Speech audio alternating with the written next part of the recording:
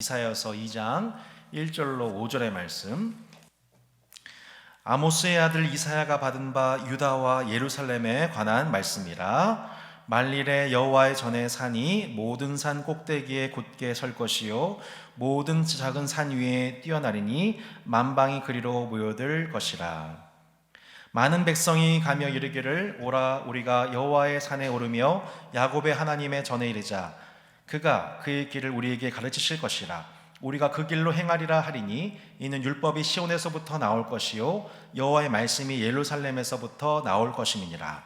그가 열방 사이에 판단하시며 많은 백성을 판결하시리니 무리가 그들의 칼을 쳐서 보습을 만들고 그들의 창을 쳐서 만들 것이며 이 나라와 저 나라가 다시는 칼을 들고 서로 치지 아니하며 다시는 전쟁을 연습하지 아니하리라. 함께 읽겠습니다. 야곱 족속아 오라 우리가 여호와의 빛에 행하자. 아멘. 여러분, 코로나 바이러스가 이제 사회에 들어오게 되면서 여러분 삶의 지형 자체가 어떻게 변화되고 있음을 여러분 느끼고 계십니까? 저는 개인적으로 이 코로나 바이러스 여파 후로 가장 많이 느낀 것 중에 하나가 영화 산업의 변화입니다. 지형의 변화입니다. 사람들이 공공장소인 영화관에 잘 가지를 않고 대부분 다 이제 집에서 뭐 넷플릭스라든지 이런 자신이 원하는 영상을 콘텐츠를 마음껏 볼 수 있는 이것이 이미 코로나 전에도 발달됐지만 이것이 점점 심화되고 있는 사회 현상을 주목해 보고 있습니다. 양질의 필름을 개인의 취향 따라 손쉽게 접근할 수 있으니 완전 신세계더라고요. 정말 놀라웠습니다. 자, 그런데 그 영상을 통해 여러 사람들의 탐욕을 채워서 손쉽게 돈을 버는 악질 사업의 신세계도 있더라고요. 여러분 텔레그램 들어보셨습니까? 카카오톡과 비슷하지만 텔레그램은 철저하게 자신의 신분을 숨길 수가 있고 자료를 익명적으로 이렇게 보관할 수 있는 이 SNS 통해서 스너프 필름이라고 하는 스너프 필름을 공유하는 그 필름을 사고 파는 사람들의 신세계입니다. 이 스너프 필름이 무엇일까요? 정말 사람에게 폭력을 행사한다든지 심지어 살인을 한다든지 심지어 성폭행하고 있는 그 장면을 라이브로 찍어서 그것을 사람들한테 공유하고 그 자료를 통하여서 사고 파는 매매 행위가 일어나는 스너프 필름. 지금 이 사건이 대한민국을 떠들썩하게 하고 있습니다. 소위 엠번방 사건이지요. 여러분 이 사건이 얼마나 악랄한지 이 사건의 주범인 이 박사라고 하는 사람이 여성 청소년들의 신상을 얻어가지고 그들을 협박하고 그렇게 해가지고 영상을 스스로 찍어서 올리게 하고 그것을 회원들한테 퍼뜨려가지고 뭐 회원 중에서 어떤 사람은 50만 원, 뭐 VIP는 150만 원이라고 하대요. 뭐 그렇게 해서 돈을 버는 영상을 그런 식의 활용하는 아주 악랄한 범죄가 얼마 전 대한민국 사회에 일어나서 그 용의자들 중에서 2월에 많은 일이가 체포가 되었고 이 박사라는 사람을 비롯한 이 사람들이 열 몇 명이 지난 17일에 체포가 되는 일이 있었습니다. 더 큰 충격은 뭐였냐면 그 모임의 회원수가 몇 명이에요? 경찰 추산 1만에서 3만 명, 그리고 이 계정수가 26만 명이 그런 악랄한 영상에 빠져 있다. 그것을 판 사람이나 그것을 취급한 사람이나 이 사람들은 이 시대의 현대판 소돔과 고모라요 또한 침묵의 살인자들이다 라는 우리가 이렇게 볼 수가 있겠습니다. 여러분 소돔과 고모라 그리고 살인자 하면은 여러분 떠오르는 말씀 있지 않습니까? 이사야 선지자가 남유다 백성들을 바라보면서 너희들은 소돔과 고모라야, 너희들은 창기야, 너희들은 살인자야 이렇게 고발했습니다. 이것이 남유다와 예루살렘의 모습이었어요. 그 뒤에는 무엇이 있었습니까? 나쁜 종교가 있었습니다. 사회 지도층의 타락이 있었습니다. 세 번째 우상 숭배가 있었습니다. 하나님께서 이 세 가지 제목으로 유다 사회를 고발하셨습니다. 자신의 자녀예요. 자신의 택한 민족입니다. 하지만 하나님은 자녀들을 고발하셨습니다. 그리고 심판을 선고하셨습니다. 감옥살이가 시작될 거야. 어디서요? 바벨론 땅에서. 그렇게 유다 사회가 바벨론의 영적인 감옥살이를 훗날 경험하게 됩니다. 그런데 이러한 감옥살이에는 하나님의 목적이 있죠. 그것은 무엇이었냐? 처음 이스라엘을 하나님 세우셨을 때에 그들의 별명이 무엇이었습니까? 저들은 세계로부터 너희들은 의의 성읍이다, 너희들은 의의 성읍 신실한 고울이야 라는 별명이 있었습니다. 그 명예를 하나님이 회복하고자 하셨다는 것입니다. 오늘 그 명예가 회복된 유다와 예루살렘의 모습에 대해서 이사야가 예언을 했습니다. 이사야서 2장 1절 말씀을 보십시오. 아모스의 아들 이사야가 받은 바 유다와 예루살렘에 관한 말씀이라. 자, 여러분 1장 1절 말씀도 유다와 예루살렘에 관한 이사야가 본 환상이다라고 했습니다. 2장 1절에서는 유다와 예루살렘에 관한 받은 말씀이다 이렇게 나와 있습니다. 자, 어떤 받은 말씀인가? 심판 후에 회복될 유다와 예루살렘에 관한 그런 말씀이죠. 2절부터 그 내용이 구체적으로 나옵니다. 말일에 여호와의 전에 산이 모든 산 꼭대기에 설 것이요 모든 작은 산 위에 뛰어나리니 만방이 그리로 모여들 것이라. 여호와의 전에 산, 모든 작은 산 위에 뛰어난 산, 그곳에 만방의 그리로 모여들 것이라. 여러분 그곳은 어디입니까? 바로 시온산입니다. 시온산, 예루살렘의 이 남유다 예루살렘의 수도 중의 수도, 다윗 왕이 거하는 장소 시온성입니다. 본래 이 통일왕국 전에 다윗이 세웠던 수도는 헤브론에 있었습니다. 통일 왕국 후에 북쪽에는 사실은 더 유명한 도시들, 베델 같은 도시가 있었지요.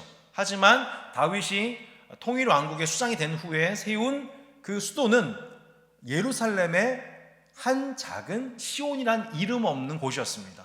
다윗이 한 나라의 수도를 세우고 그곳에 하나님의 법궤를 가져오라고 명령합니다. 여러분 법궤는 무엇의 상징입니까? 하나님의 임재의 상징입니다. 하늘에서 이 땅을 다스리신 하나님께서 자신의 발등상 삼으신 것을 의미하는, 내가 하늘에 있지만 이 땅을 디딛고 다스리고 있다라고 하는 하나님의 왕권의 상징이 바로 법궤입니다. 여러분 다윗이 왕으로 등극하자마자, 통일왕국의 수장이 되자마자 다윗이 한 행동이 무엇입니까? 법궤를 시온에 안치한 것입니다. 그 뜻은 무엇입니까? 내가 이 나라의 왕이 아니라 하나님이 이 땅의 왕이야. 하나님이 다스리는 땅이야. 이게 뭐예요? 하나님 나라죠.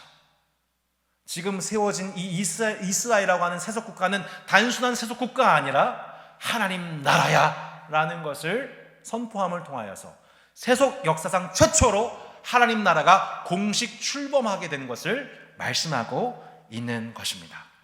여러분 하나님께서 왕으로 다스리시는 하나님 나라, 그 나라를 세우는 두 가지 기둥이 있습니다. 우리 참고 말씀 시편 97편 1절과 2절 말씀에 이렇게 나와 있습니다. 참고 구절 한번 읽어보실까요? 시작. 여호와께서 다스리시나니 땅은 즐거워하며 허다한 섬은 기뻐할지어다. 구름과 흑암이 그를 둘렀고 의와 공평이 그의 보좌의 기초로다. 뭐라고 나와 있습니까? 의와 공평이 보좌의 기초로다. 하나님께서 왕으로 다스리시는 그 보좌에 두 기초가 있답니다. 의와 공평이라고 하죠. 원어상으로 보면 제다케 미슈파트, 그러니까 다른 말로 하면은 공의와 정의다라고 합니다. 여호와께서 온 세상을 다스리실 때에 온 땅과 섬들이 그분을 기뻐할 수 있는 이유가 뭐예요? 왕이신 하나님이 공의와 정의로 이 땅을 다스리시기 때문입니다. 그 공의와 정의의 그 정치를 경험하는 그 백성들은 기뻐할 수밖에 없게 되는 것이죠. 백성들로서 하나님을 왕으로 섬긴 다윗이 하나님의 형상을 지닌 존재로서 하나님의 공의와 정의가 충만한 그 나라를 다윗을 통해서 구현하셨을 때에 온 세상이 뭐라고 불렀어요? 이 땅은 의의 성읍이요 신실한 고을이다. 이러한 칭찬을 온 세계로부터 칭송받았던 것입니다. 그래서 저 멀리 남방 국가에 여왕이 찾아와서 도대체 이 나라의 비결이 무엇입니까? 라고 물을 정도로 이스라엘은 단순한 세속 국가가 아니라 하나님의 왕 되심, 그 주권을 드러내는 영광스러운 나라가 된 것입니다. 그런데 이 나라에 문제가 생긴 거죠. 어떤 문제가 생겨요? 공의와 정의를 펌프질하던 이스라엘 종교에 문제가 생긴 거예요. 그들의 신앙생활, 헌금, 모임, 기도 생활에 그 모든 그 종교 생활은 오히려 공의와 정의를 세우는 방향이 아니라 한 사회의 공의와 정의를 무너뜨리는 방향으로 나타났던 것입니다. 동시에 북이스라엘의 선지자 아모스 선지자가 남유다 선지자 이사야가 1장에서 얘기한 것처럼 비슷한 말씀을 아모스 5장 21절로 24절 말씀을 통해서 선언한 것입니다. 참고 구절 보시기 바랍니다. 내가 너희 절기들을 미워하여 멸시하며 너희 성회들을 기뻐하지 아니하나니 너희가 내게 번제나 소제를 드릴지라도 내가 받지 아니할 것이요 너희의 살진 희생의 화목제도 내가 돌아보지 아니하리라. 내 노랫소리를 내 앞에서 그칠지어다. 내 비파소리도 내가 듣지 아니하리라. 오직 정의를 물같이 공의를 마르지 않는 강같이 흐르게 할지어다. 절기, 성회, 번제, 소제, 살진 희생의 화목제, 이거 누가 얘기했던 거죠? 이사야 선지자가 똑같이 얘기했던 겁니다. 이사야 1장에서 나왔던 고발 내용과 똑같은 거예요. 이사야는 그들의 위선적인 기도를 꾸짖었다면 아모스는 그들의 위선적인 찬양, 비파소리, 노랫소리, 하나님이 기뻐하지 않으셔, 듣지 않으셔, 하나님이 귀 닫으셔. 오직 정의를 물같이 공의를 마르지 않는 강같이 흐르게 하라. 이 공의와 정의야말로 하나님이 다스리신 나라의 보좌의 두 기초였다는 것입니다. 이 두 가지 강이 깨끗하게 흐르면 어떻게 돼요? 그 강이 닿는 곳마다 생명이 살아나게 됩니다. 할렐루야! 그런데 그 물이 썩었어요. 그 물을 펌프질하는 종교가 썩게 되면 그 썩은 물이 흘러가는 곳곳마다 어떻게 돼요? 경제도, 종교도, 경제도, 정치도, 산업도 다 썩게 되는 것이죠. 하나님께서는 늘 이 두 가지 강이 수질 검사를 늘 하셨습니다. 누구 통해서요? 선지자 통해서 늘 수질 검사를 하셨어요. 그래서 역대 40명의 왕이 세워졌는데 그 왕들에게 늘 선지자들을 그만큼 세우셔서 수질을 체크하셨는데 결국 이 강이 정화되지를 못했습니다. 그 결과가 뭐예요? 나라가 망하는 거죠. 북이스라엘과 남유다가 각각 바벨론과 아수르에 의해서 심판을 당합니다. 그래서 결국 시온성에 세워진 하나님 나라는 세상 역사 속에서 사라진 듯이 보였습니다. 이것이 이사야 1장까지 내용이에요. 그런데 오늘 이사야 2장을 통해 이 시온성이 놀랍게 회복될 것에 대해서 하나님 말씀하신 거예요. 자, 오늘 2장의 서두를 보십시오. 뭐라고 나와 있습니까? 2절에 말일에 여호와의 전에 사니. 여러분, 이 말일이라고 하는 표현이 나옵니다. 이 표현이 이사야에서 곳곳에 등장을 하고 있습니다. 근데 좀 다른 표현이 나오죠. 2장 11절 보시면 뭐라 나와 있습니까? 그 날에 눈이 높은 자가 낮아지며 교만한 자가 굴복되고 여호와께서 홀로 높임을 받으시리라. 또 17절을 보시기 바랍니다. 그 날에 자고한 자는 굴복되며 교만한 자는 낮아지고 여호와께서 홀로 높임을 받으실 것이요. 그날에라고 하는 표현 나와 있죠. 근데 여러분 또 12절을 보십시오. 같이 한번 12절 읽어보겠습니다. 시작. 대저 만군의 여호와의 날이라고 나와 있습니다. 여러분, 그날, 여호와의 날, 이 날은 언제일까요? 세상의 끝날 우리 예수님께서 재림하시는 그날일까요? 자, 성경적으로 말일, 그날에 해당되는 단어의 용례를 살펴보면 이 날은 세상의 종말의 의미이기도 하지만 얼마 후에, 그러니까 말일이라고 하는 건 뭐냐면 얼마 후에, 조금 있다가, 좀 더 얘기하면 심판 후에 라는 표현이 좀 더 적당합니다. 창세기 49장 1절에도 참고 구절에 나와 있죠. 야곱이 그 아들들을 불러 이르되 너희는 모이라. 너희가 후일에 당할 일을 내가 너에게 이르리라. 후일에 이를 일을 당할 일을 내가 이르리라. 그러니까 이거는 예수님 재림하실 때의 말씀이 아니죠. 후일이죠. 역사적으로 후일에. 그러니까 동일한 단어인데 여기서는 후일이라고 번역되는 것입니다. 이사야서에 언급된 여호와의 날, 그날, 말일, 세상의 마지막 날이라고 우리는 신학적으로 충분히 해석할 수 있습니다만 당시 이사야의 말씀을 들은 예루살렘 백성들의 입장에서는 말씀의 1차적 해석은 종말론적인 그 마지막 날이 아니라 정말 그 말대로 역사적인 후일을 얘기합니다. 사랑하는 성도 여러분, 우리는 예수님을 믿는 성도로서 마땅히 예수님의 강림을 고대하며 살아갑니다. 현재 예수님을 믿는 우리에게나 이미 그 안에서 죽은 성도들이나 고통 중에 있는 세상 모든 만물들이 예수님의 재림을 사모하고 있죠. 그런데 우리가 그 날을 종말론적으로만 해석하다 보면 신천지나 이단 집단들이 범하는 실수를 똑같이 범할 수가 있습니다. 무슨 말이에요? 여러분, 신약의 데살로니가 교회 아시죠? 이 데살로니가 교회의 재림 사상이 무척 강했습니다. 예수님 곧 다시 오신다.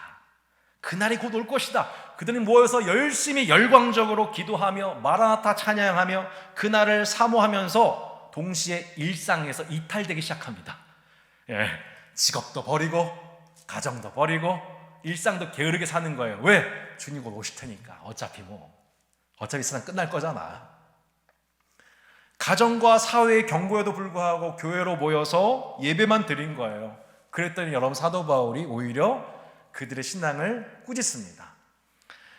데살로니가 후서 3장 10절로 12절 말씀 참고 구절에 이렇게 나와 있습니다. 누구든지 일하기 싫어하거든 먹지도 말게 하라 하였더니 우리가 들은즉 너희 가운데 게으르게 행하여 도무지 일하지 아니하고 일을 만들기만 하는 자들이 있다 하니 이런 자들에게 우리가 명하고 주 예수 그리스도 안에서 권하기를 조용히 일하여 자기 양식을 먹으라. 너희들 그만해. 일이나 열심히 해. 한번 이렇게 얘기한 거죠, 사도 바울이. 여러분, 종말론에 대한 치우친 견해가 신천지 교인들의 삶을 매우 비정상적인 형태로 만들고 있지 않습니까? 마찬가지로 교회 또한 이런 이 치우친 종말론에 사로잡힐 수 있다는 것입니다. 말일, 그날, 여호와의 날, 이 성경 용어들에 대해서 우리가 종말론적 해석이 충분히 가능합니다. 하지만 이 말씀은 우선 얼마 후 후일에 있을 일에 대한 소망을 말씀하고 있습니다. 만약 이 어두운 시대 속에서 여호와의 날이 온다, 그 날이 올 것이다, 심판 후에 올 것이라는 소망이 없으면 이사야가 어떻게 희망을 가지고 선포할 수 있습니까? 어떻게 당시 그리스도인들이 소망을 가지고 이 날을 기대할 수 있었겠습니까? 애굽에서 430년 동안 종살이하며 부르짖었던 이스라엘 백성들 입장에서 그 날은 언제였을까요? 바로의 폭정에서 벗어난 날이었습니다. 1900년대 때 우리 한국교회 초기 성도들이 일제의 수탈 속에서 간절한 그 날은 언제였습니까? 물론 예수님의 재림하신 날이었지만 이 일제의 그 수탈과 폭력 속에서 벗어나는 자유와 해방의 날, 그 날, 여호와의 날, 말일, 그들은 실제로 그 소망 속에서 그 지옥 같은 시간을 견딜 수가 있었던 것이죠. 그래서 이사야서가 말씀하고 있는 이 말일이라고 하는 단어는 종말론적인 의미도 있지만 또한 역사적인 단어이기도 합니다. 이 두 가지를 우린 다 이해해야만 합니다. 이사야나 예레미야나 자신의 민족이 심판당한 날을 예언한 사람들입니다. 동시에 심판 후일에 하나님이 어떻게 저들에게 회복을 베푸실지를 또한 예언한 선지자였습니다. 여러분, 이러한 희망을 가지고 이들은 심판을 선언할 수 있었던 것입니다. 회복의 소망이 없이 어떻게 심판을 외칠 수 있겠습니까? 어차피 망하면 끝인걸요. 이사야는 이사야 1장의 심판과 동시에 2장의 희망을 선언하고 있습니다. 심판의 신학과 회복의 신학, 이것이 이사야 신학의 두 가지 견고한 기초인 것입니다. 우리 또한 그럴 수 있다는 거예요. 성도들 중에서도 이 둘 중에 하나의 신학만 가지고 있으면 우리도 이단이나 데살로니가 교회처럼 넘어질 수 있습니다. 만일 심판의 신학만 있다면 어차피 이 세상 끝날 거야, 어차피 심판될 거야 라는 회의주의와 염세주의에 빠지게 될 것입니다. 주어진 현실을 타개나기 위해서 최선을 다해서 노력하지 않을 것입니다. 공의와 정의를 세우기 위해 피 흘려 싸우지 않을 것입니다. 왜요? 어차피 세상 끝날 거니까. 이게 하나의 극단인 것이죠. 반면 회복의 신앙만 갖고 있다면, 희망의 신앙만 갖고 있다면 어떻게 될까요? 실제 당시 이스라엘과 예루살렘에 판치던 신학이 바로 희망의 신학이었습니다. 회복의 신학이었습니다. 우리는 하나님의 백성이야, 선택받은 민족이야, 그렇게 자신의 죄악도 합리화하고 남의 죄악도, 사회 지도층의 죄악도 다 가려주면서 한 사회의 공의와 정의가 무너져 내리면서 그 기둥이 무너집니다. 더 이상 이스라엘 백성들은 하나님 나라를 드러내는 왕국으로서 쓰임받지 못하게 되는 것이죠. 하나님이 세우신 목적이 소멸된 것입니다. 마찬가지입니다. 여러분, 우리의 신학 또한 심판의 신학과 또한 희망의 신학이 두 가지를 겸비할 수 있는 여러분 되시기를 주의 이름으로 축복합니다. 이사야는 심판과 동시에 이렇게 희망을 얘기합니다. 우리가 읽지 않은 이사야 2장의 나머지 내용 6절부터의 이하 내용이 바로 그러합니다. 그날 여호와의 날이 올 것이다. 하나님을 무시하고 고아와 과부들의 송사와 신원을 해결하지 않은 모든 교만한 자들은 하나님 앞에 낮아질 것이다. 그래서 이사야가 이 여호와의 날 그날을 외쳤을 때에 당시 부자들이나 당시 기득권자들은 이 말씀과 설교를 매우 거북하게 생각했습니다. 여호와의 날 이런 얘기 별로 안 좋아했어요. 왜요? 지금이 좋으니까. 여호와 날이라는 개념은 이사야만 얘기한 것이 아닙니다. 스바냐도 이 여호와의 날을 외쳤습니다. 여호와의 날 하나님이 심판하실 것이다. 그리고 우리를 회복하실 것이다. 심판과 회복이 눈에 들어오진 않죠. 왜냐하면 지금 자신들이 누릴 것이 많으니까. 그래서 이 날을 설교하면 당시 마음이 가난하고 자신의 고아와 과부된 자로서 자신의 신원과 송사가 해결되지 않았던 사람들 입장에서는 그날은 소망의 날이 되었고, 악인과 교만한 자들 입장에서는 듣기도 싫은 말, 거북한 말, 눈을 지그시 감아버리는 날이 된 것이죠. 사랑하는 성도 여러분, 우리가 코로나 바이러스로 인해서 함께 한자리에 모여서 하나님을 예배할 수 없는 아쉬움과 서로에 대한 그리움과 또 지쳐가는 마음이 있죠. 하지만 주 안에 있는 우리에게 여러분, 우리는 후일에 대한 소망이 있는 자인 줄로 믿습니다. 코로나 바이러스로 인해서 도리어 교회와 사회 곳곳에 바이러스가 무엇인지, 코로나 바이러스는 아무것도 아닌 이 사회의 암적인 바이러스가 얼마나 많은지가 지금 드러나고 있습니다. 공의와 정의가 예전의 수지를 회복하여 강같이 흐르는 세상에 대한 희망, 그 후일에 대한 기대 속에 우리가 다시 볼 날에 대한 희망도 우리가 갖기를 소망합니다. 만일에 얼마 후에 여호와의 날이 우리에게 곧 오게 될 줄로 믿습니다. 여호와의 날, 그날에 어떠한 일이 예루살렘에 일어나게 됩니까? 여호와의 전의 산, 곧 시온산이 모든 산 꼭대기에 서게 된다고, 우뚝 서게 된다고 말씀하고 있습니다. 만방이 그리로 몰려들게 된다고 말씀하고 있습니다. 여러분, 이 시온, 예루살렘에 모든 열방들이 모여드는 때는 시편 2편을 보면 전쟁할 때 몰려듭니다. 여호와와 그 기름 부음 받은 자를 대적하기 위해서 서로 꾀하며 대적하기 위해서 몰려드는 장소, 바로 시온입니다. 근데 놀랍게도 그 열방이 더 이상 시온을 대적하기 위해서 몰려드는 것이 아니라 뭐 하기 위해서 몰려듭니까? 하나님 나라의 왕이신 하나님을 섬기기 위하여, 하나님의 그 예루살렘과 시온에서 나오는 하나님 말씀을 듣고 싶어서 그 자리로 몰려들게 된다고 놀라운 예언을 지금 하고 있습니다. 우리 3절 말씀 한번 읽어보도록 하겠습니다. 시작. 많은 백성이 가며 이르기를, 오라 우리가 여호와의 산에 오르며 야곱의 하나님의 전에 이르자. 그가 그의 길을 우리에게 가르치실 것이라. 우리가 그 길로 행하리라 하리니 이는 율법이 시온에서부터 나올 것이요 여호와의 말씀이 예루살렘에서부터 나올 것임이니라. 아멘. 왜 만일에 많은 백성들이 예루살렘의 시온산에 모여들고 있습니까? 시온산에서 흘러나오는 하나님 의의 말씀을 듣기 위해서였습니다. 그 말씀을 행하기 위해서였습니다. 초기 이스라엘 나라가 세워졌을 때에 온 세계와 왕들이 이 이스라엘 백성들을 주목했던 것처럼 각 나라 백성들이 하나님의 법궤가 있는 시온산으로 나와 그 나라의 통치를 받으려 하고 있습니다. 이것이 이사야가 바라본 이 후일에 만일에 여호와의 날에 일어날 하나님께 받은 말씀이었던 것이죠. 곧 하나님 나라의 회복이었습니다. 여러분, 지금 이스라엘 백성들은 바벨론에게 또 아수르에게 심판당하여 종으로 끌려가는 일을 경험하게 됩니다. 근데 놀랍게도 심판 후에 여러분, 이스라엘 백성들이 경험한 영광이 무엇입니까? 그 70년 동안 바벨론 포로 생활하면서 포로가 되어 그 바벨론 강가 곳곳에 삼사 모여 하나님을 예배하고 기도하고 찬송하고, 또 예루살렘 성전에서 모일 수가 없으니까 어디서 예배했습니까? 이제 강가뿐만 아니고 회당에 모여서, 집에서 모여서 그렇게 소규모 예배를 드렸습니다.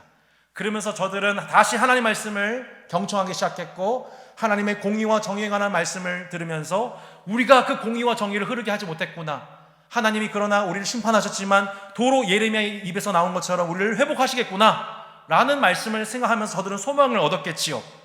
놀랍게도 그렇게 믿음으로 주님을 예배하고 바라보고 있는 이스라엘 백성들의 모습을 보면서 그 함께 있던 바벨론과 아수르와 애국과 여러 열방의 백성들이 함께 하나님을 알게 되는 시간이 되었던 것입니다. 놀랍게도 바벨론 포로기 때도 그런 선교적 역사가 일어났던 것이죠. 여러분, 한자리에 모여서 우리가 하나님을 예배하지 못한 거 아쉽지요.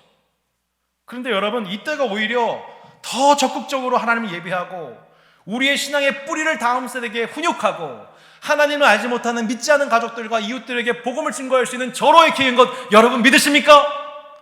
예, 믿으신다고 아멘 하시는 것이 제가 잘 들리지가 않습니다. 여러분 믿으시죠? 예, 지금이야말로 자녀들에게 부모로서 주일학교 교사한테 맡기는 것이 아니라 내가 이 영혼을 책임지는 교사로서, 부모로서 자녀들에게 하나님 말씀을 주야로 가르치고 저들이 혹시 약한 행실 없는지 살펴보고 코치해 줄 수 있는 절호의 기회입니다.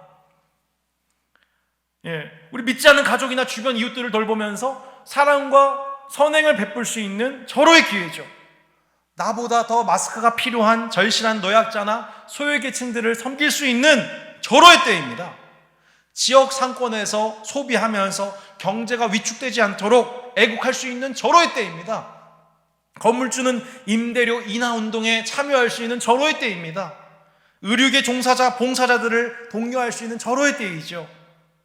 여러분이 그렇게 이미 우리가 수백 번도 더 들었던 그 말씀 그대로, 제자 훈련 받던 그대로, 양육 받던 그대로 우리가 왕같은 제사장으로서 이 세상을 다스릴 수 있는, 그것을 우리가 말로만이 아니라 실제로 삶 속에서 여러분의 지역과 사회와 또한 가정을 목회하고 선교할 수 있는 그런 때가 바로 이 바벨론 포로기와 같은 이때야말로 우리의 정체성을 회복할 수 있는 절호의 기회가 되는 것입니다.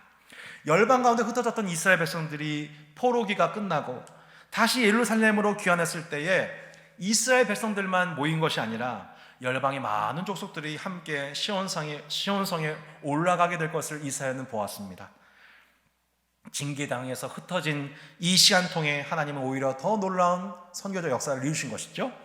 이뿐만이 아니었습니다. 자, 4절 말씀 한번 읽어보도록 하겠습니다. 시작. 그가 열방 사이에 판단하시며 많은 백성을 판결하시리니 무리가 그들의 칼을 쳐서 보습을 만들고 그들의 창을 쳐서 낫을 만들 것이며 이 나라와 저 나라가 다시는 칼을 들고 서로 치지 아니하며 다시는 전쟁을 연습하지 아니하리라. 이스라엘뿐만 아니라 열방이 시온산에 모여들어서 하나님 말씀을 사모하게 될 때에 무슨 일이 일어납니까? 하나님께서 열방 사이에 판단하시며 많은 백성을 판결 곧 정의를 행사하신다고 말씀하고 있습니다. 무슨 말씀이에요? 자, 지금까지는 이스라엘이 자신들이 믿는 하나님이 자신들의 하나님으로만 알고 있었습니다. 근데 보니까 우리 하나님 어떤 하나님이에요? 열방의 하나님, 열방을 공평하게 공의로 심판하시는 하나님이라는 것에 대한 이 의식이, 하나님에 대한 믿음이 딱 트이게 된 거예요. 여러분, 저희가 수요일마다 이사야서 공부를 하고 있습니다. 근데 이사야서 1장부터 39장의 을 보면 하나님께서 심판을 세 군데를 하십니다. 첫 번째 1장에서 유다와 예루살렘을 심판하십니다. 13장부터 23장에 보면은 열방을 심판하십니다. 24장부터 27장에 보면은 온 세상을 심판하신다고 말씀 나와 있습니다. 그러니까 이스라엘 백성들이 자신들이 믿는 하나님은 온 열방 가운데의 공의와 정의로 다스리시는, 우리가 알았던 것보다 훨씬 더 높고 위대하신 분이라는 것을 알게 되는 것이죠. 당시 강대국들 아수르, 바벨론, 이집트 여러 나라들 가운데 있었던 수많은 정치와 외교와 경제, 군사, 이 모든 대소사에 관해서 여러분, 우리 하나님은 열방을 감찰하고 계시고 심판하시는 재판장이라는 것을 이사야가만 고백하는 것이 아니라 온 열방들이 그것을 고백하게 된다는 것입니다.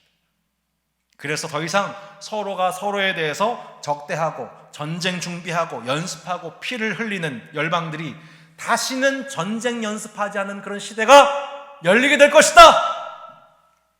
칼을 쳐서 보습을 만들 것이다. 창을 쳐서 낫을 만들 것이다. 이 나라와 저 나라가 다시는 칼을 들고 서로 치지 않고 다시는 전쟁 연습하지 않을 것이다.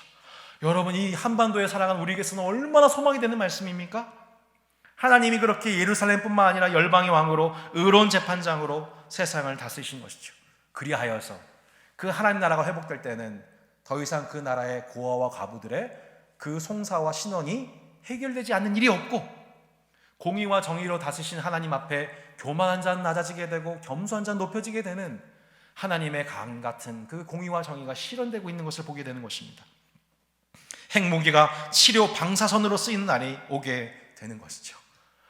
우리 한반도는 늘 역사 속에서 열방의 강국의 그런 이탈, 이권 다툼 속에서 전쟁으로서 이 신랄 없는, 정말 신랄 없는 그런 지정학적인 아픔이 있는 곳이 아니겠습니까? 여전히 정전과 평화가 통일이 일어나지 않는 이 땅에 하나님의 나라가 부디 이 한반도 가운데 임하셔서 평화의 통치를 이루어 주시기를 주 예수 그리스도 이름으로 축복합니다. 코로나 바이러스가 터지면서 여러분, 온 나라, 열방 나라들이 다 지금 모두 방역과 격리와 치료의 여념이 없습니다. 여러분, 그런데 이것이 코로나 바이러스뿐만일까요?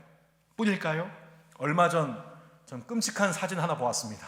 메뚜기 떼가 4천억 마리 상상이 되십니까? 메뚜기 떼가 4천억 마리가 아프리카와 중동의 그 모든 곡식물들을 다 뜯어먹는,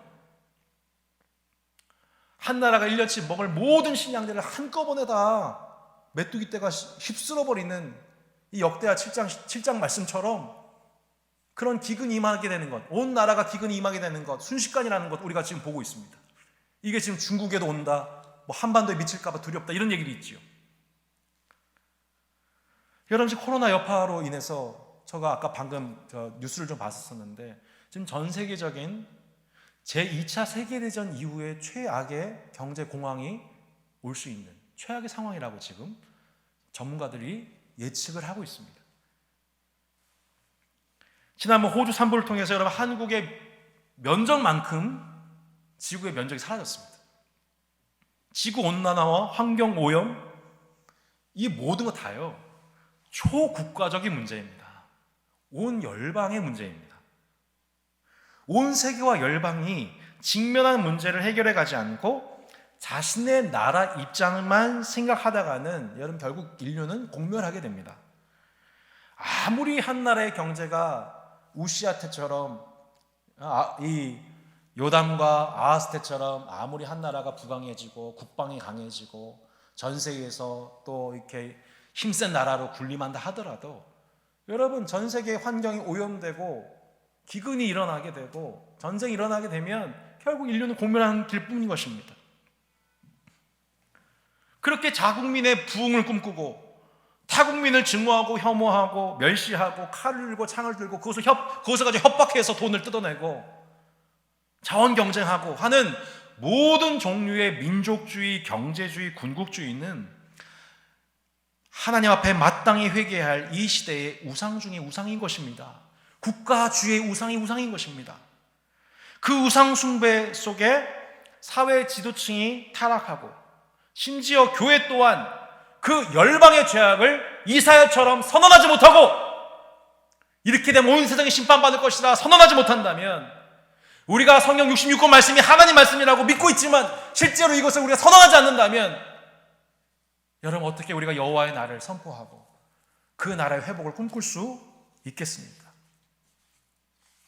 시대에 안주하는 거짓 종교, 평안하다 샬롬을 외치는 거짓 선지자와 거짓 설교가 아니라 이사야처럼 하나님 말씀을, 심판의 말씀을 대언할 수 있는 한국교회 되기를 소망합니다. 온 인류가 이 땅에서 생육하고 번성하고 살아갈 수 있는 유일한 길은 우리가 하나님께로 돌아가는 것입니다. 많은 백성들이 시온산에 올라 그 시온에서 나오는 말씀을 듣고 그것을 행하는 것입니다. 우리에게 가르쳐 주실 그 말씀들을 행하는 것이죠. 여러분, 지금 당장 우리가 해야 할 일이 무엇입니까? 지금 한국 사회가 하나님 앞에 해결해야 될 일이 무엇입니까? 불의와 억압을 당하는, 폭력당한 자들의 송사를 해결해 주는 것입니다. 신천지 인생을 빼앗긴 수많은 청년들의 청춘 반환 소송을 우리가 해결해 주는 것입니다. N번방 사건으로 억울한 피해를 입은 이 땅의 수많은 청소년, 우리 여성들의 그 신원을 풀어주는 것입니다. 온 지구적 환경과 자연 문제에 대하여 공의와 정의를 회복해가는 것입니다. 오늘 설교의 결론입니다. 이사야서 2장 5절 말씀 마지막으로 함께 읽고 마무리하겠습니다. 같이 읽겠습니다. 시작. 야곱 족속아 오라, 우리가 여호와의 빛에 행하자. 야곱 족속아 오라, 우리가 여호와의 빛에 행하자. 저렇게 심판당할, 죄짓고 심판당할 이 이스라엘 향하여서 여전히 하나님은 야곱 족속아, 넌 나의 선택한 민족이야. 내가 너, 이 지렁이 같은 너 야곱아, 난 널 잊지 않았어. 난 널 여전히 사랑한다. 그 주님께서 이 야곱에게 뭘 요청하세요? 오라, 우리가 여호와의 빛에 행하자. 여러분, 우리가 하나님의 선택받은 백성인 거, 구원만을 자랑하는 거, 거기서 머무르는 것이 아니라 하나님 나라 백성으로서 여호와의 빛에 행하는 자들, 하나님의 공의와 정의의 빛을 온 세상 가운데 비추며 강같이 그 땅에 흐르게 하는 자녀들로서 여러분, 이번 한 주도 주님이 여러분에게 힘드시기를 주의 이름으로 축복합니다. 여호와의 날에 하나님이 코로나 바이러스로부터 이 세상을 구원하여 주시기를 바랍니다. 여호와의 날에 전 세계 기근과 경제적 침체로부터 구원하여 주시기를 바랍니다. 여호와의 날에 불의와 폭력을 당한 많은 자들의 신원과 송사가 해결되어지기를 바랍니다. 여호와의 날에 우리가 함께 하나님의 전에 올라가 우리 주님을 예배할 수 있는 이 복된 날이 하나님의 은혜로 열려지게 되기를 주 예수 이름으로 축복합니다. 아멘.